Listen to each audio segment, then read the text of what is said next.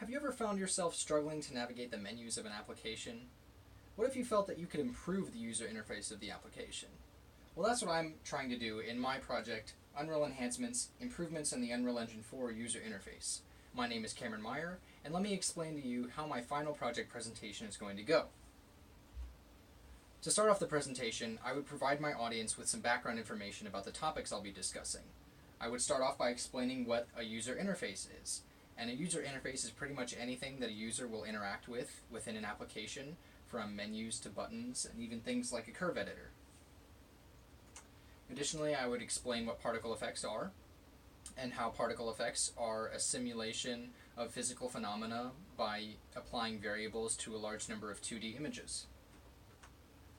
Additionally, I would explain what a game engine is to my audience. And a game engine is an application that will combine various elements like code, 3D models, textures, animations, and particle effects to create a video game. Then I would need to explain to my audience what exactly the problem is. And so there is a game engine called Unreal Engine 4, and I feel that Unreal Engine 4 does not have the perfect user interface.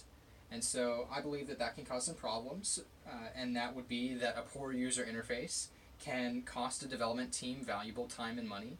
And then additionally, for any users that are trying to become acquainted with some software, a poor user interface is going to unnecessarily steepen the learning curve for them and make it a lot more difficult to learn a new application.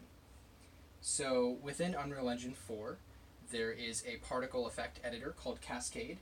And so I surveyed 17 people who use Cascade and gathered some statistics. So I found that we have a large number of professionals and hobbyists who are developers with Cascade, and then a few students as well. And then I gathered a general satisfaction rating from each of my participants of the survey, and while about half of them rated it a 4 out of 5, none of them gave it a perfect score of 5 out of 5, so there's definitely room for improvement within the user interface. And so the user interface should definitely be tailored to fit all of these groups of people here. So my solution is to create a plugin with Unreal Engine 4. And this plugin would alter the Cascade Particle Editor's user interface. And so here's some pictures of what Cascade looks like. Within the details panel, for example, it's very cluttered here. You have a lot of nested menus, and that would take a lot of clicks to open up all the nested menus.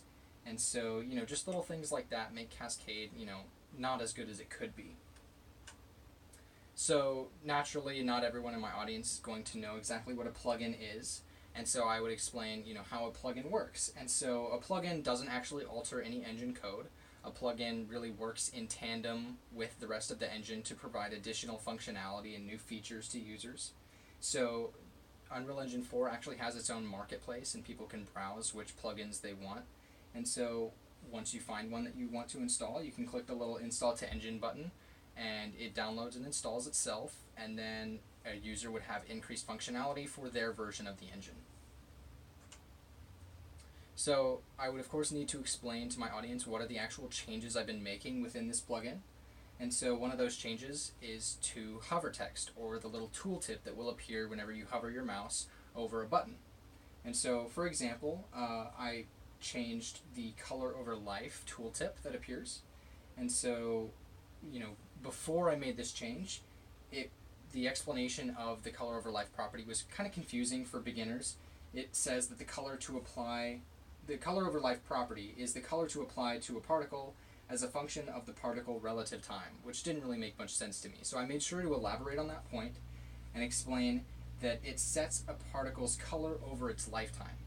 And then I also explained and told beginners, who might not want to follow some tutorials if they want to learn the software for themselves, that if you want to apply the color over life property, your particle must contain the particle color node in the particle's material. And so each 2D image in a particle effect is going to have a material applied to it, so that it has to have the particle color node in order to change the color over life. So that leads me into the next change that I made, which is to the default particle material.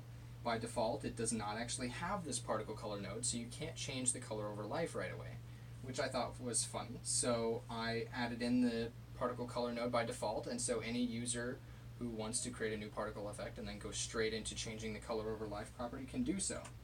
So here's what the default particle effect looks like, and then with no other changes applied except for color over life, you can make an effect that looks kind of like this, where you change it from blue to red to green if you wanted to.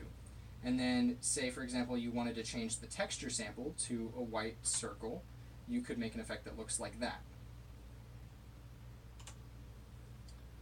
So additionally, I would need to include some of the techniques that I learned from TED Talks. And so the first of which is to teach my audience something new, which I would be doing over the entire course of my presentation. I would be teaching my audience about, how plugins work and what a game engine is and what a particle effect is and so on and so forth. And then I would also be practicing relentlessly for this speech so that I can have a very effective presentation and effectively teach my audience something that they might not know anything about. Additionally, there are still some things to be completed for this project. I want to add some more functionality to the plugin, and the very nature of this project is allowing me to continue adding functionality until there is no time left. I need to test the plugin on other computers and make sure it doesn't just work for me and my mentor, and then I need to post it to the marketplace so that anybody can download it and take advantage of the features that I've input.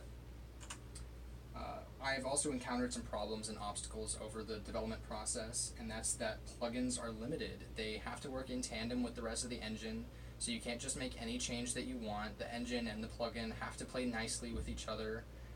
So this has caused me to scrap some of the improvements that I've really wanted in there and, unfortunately waste some time with development.